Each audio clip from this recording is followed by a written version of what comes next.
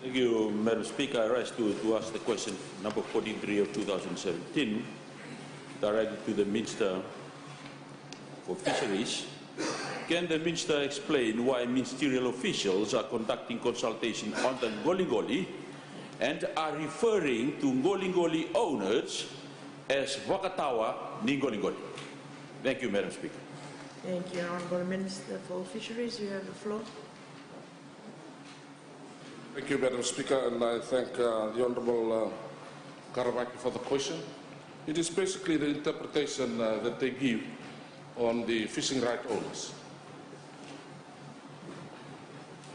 Thank you. Do you have supplementary questions? Honourable Selena. Supplementary question, Madam Speaker.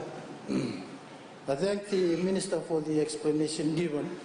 However, I've got a question for him. Can the Minister advise this August House whether the NLC officers who knows all the boundaries of the fishing Qoliqoli in Fiji are also part of this team, and if not, why? Thank you, Honourable Minister.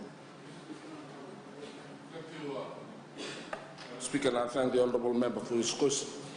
This basically, the consultation is only on fishing fees, license fees, and it does not need the Qoliqoli affairs to be involved. It's just the status of license that needs to be instituted. Thank you, Madam Speaker. Thank you. Koroilavesau, you have the floor. Thank you, Madam Speaker.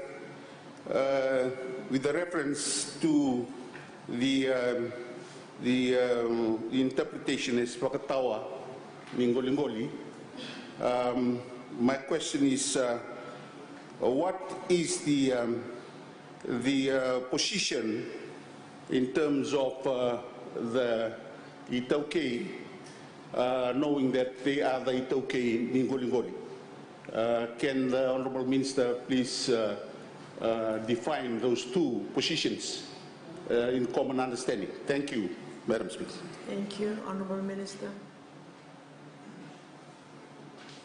Speaker, the Tokais, they are the rightful fishing right owners. Thank you. The Honourable Senator Koroilavesau. Madam Speaker, can the Honourable Minister explain, if they are the Wakatawa ni Qoliqoli, then who is the owner of the Qoliqoli? Honourable Minister. Madam Speaker, I think it is quite clear that the state owns, and the right is to the Itoke and Qoliqoli right owners.